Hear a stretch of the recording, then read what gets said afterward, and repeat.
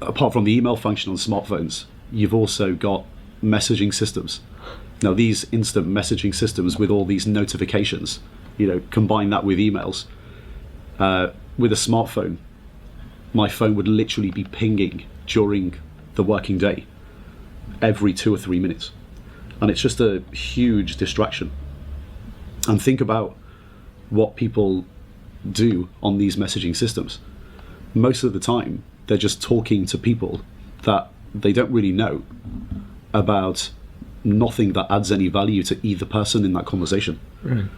So, I grew up in an era, for example, where if somebody, say, telephoned you on your landline at home on a Monday, I'm talking like as a teenager or as a kid, someone called you on a Monday and said, do you fancy meeting up on Thursday? And I'd say, well, yeah, okay, I'll tell you what, I'll meet you on Thursday at midday by the tree in the park.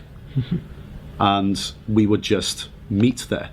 There'd be nothing or no conversation in between. Right. These days, just to have a meeting, if we had the same conversation, there would be 25 messages in between the initial conversation and actually meeting about nothing. And it's just a waste of everybody's time. And, look at the way things go now, like in restaurants. You've seen it. Everybody's seen it. The family or the group of people or even a couple on a date. And everyone's just sitting there on their smartphones staring at their phones constantly during dinner. It's just totally unsocial as well. So it's not good in business and it's not good socially. Now, to highlight this in numbers terms, what's the real cost of having a smartphone?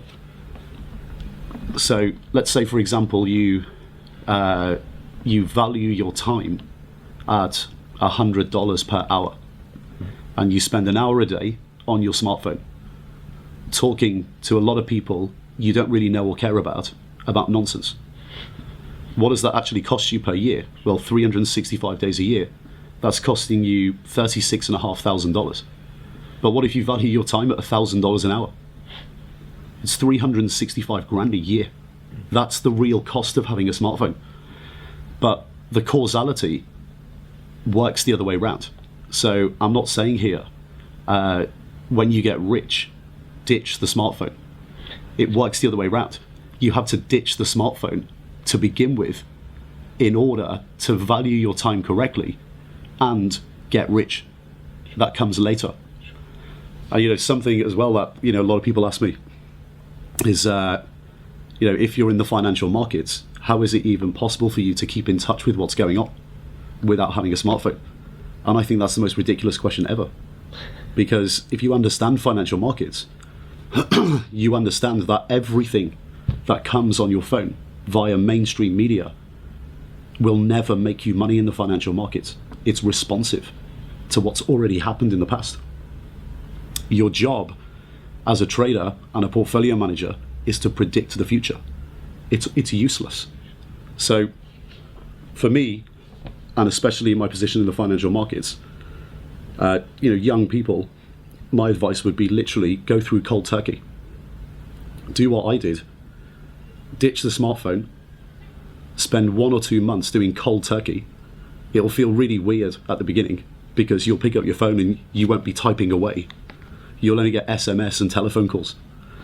But it will massively improve your life. You actually become so efficient, you can't even imagine how efficient you become. Your life changes really quick. Ditch the smartphone because you will always be inefficient with a smartphone.